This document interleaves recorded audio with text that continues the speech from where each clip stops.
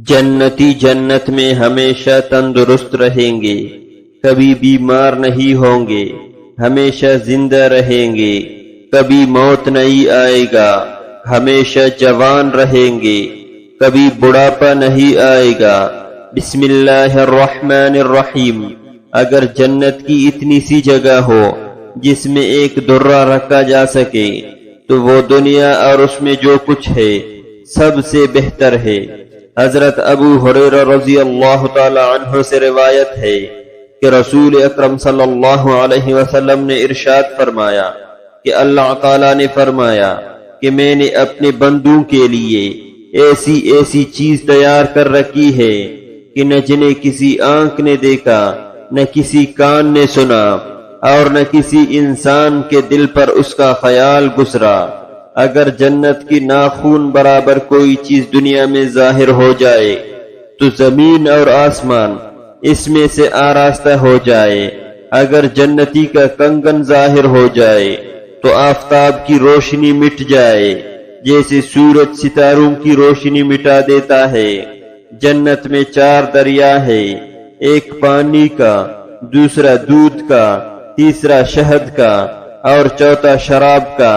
پھر ان سے نہریں نکل کر ایک ایک مکان میں جا رہی ہے۔ ان نہروں کا ایک کنارہ موتی کا، دوسرا کنارہ یاقوت کا اور زمین خالص مشک کی ہے۔ پیارے آقا صلی اللہ علیہ وسلم نے ارشاد فرمایا کہ جنت والوں میں سے ایک شخص لقمہ لے کر اپنے منہ میں ڈالے گا، پھر اپنے دل میں کسی اور کھانے کا خیال کرے گا تو وہ لقمہ اس کھانے میں تبدیل ہو جائے گا۔ جنت میں ہر قسم کے لذیذ سے لذیذ کھانے ملیں گے، جو چاہیں گے فوراً ان کے سامنے حاضر ہو جائے گا۔ جنت میں ہر قسم کی آرائش میسر ہوگی۔ ہر شخص کی سرانے کم سے کم 10,000 خادم کھڑے ہوں گے اور ان کے ہاتھ میں سونے اور دوسرے ہاتھ میں چاندی کے پیالے ہوں گے۔ جنت میں نئے رنگ کی نعمتیں ہوں گے اور ان کی جوانی فنا نہ ہوگی۔ جنت میں نیند نہیں ہے۔ ایک حدیث میں ہے جنت میں نیند نہیں ہے کیونکہ نیند ایک قسم کی موت ہے۔ حضرت انس رضی اللہ تعالی عنہ سے دریافت کیا گیا کہ جنت آسمان میں ہے یا زمین میں؟ فرمایا کون سا زمین اور کون سا آسمان ہے جس میں جنت سما سکے؟ عرض کیا گیا پھر کہاں ہے؟ فرمایا آسمان کے اوپر اور عرش کے نیچے ہے۔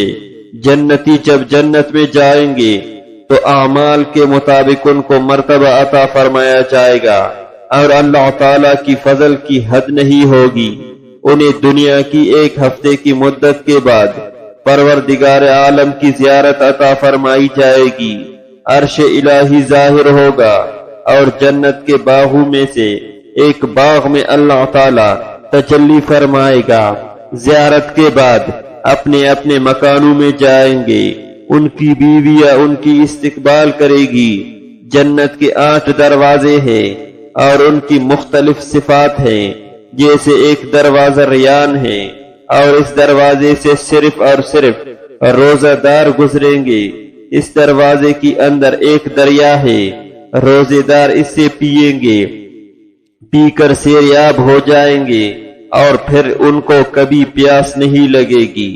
حضرت ابو سعید خدری رضی اللہ تعالی عنہ سے مروی ہے کہ حضور اکرم صلی اللہ علیہ وسلم نے فرمایا بلا شبہ جنتی اپنے اوپر بلند والا خانوں میں رہنے والوں کو ایسی دیکھیں گے جیسے تم مشرق یا مغرب کی افق میں بہت نیچے کسی چمکدار ستارے کو دیکھتے ہو۔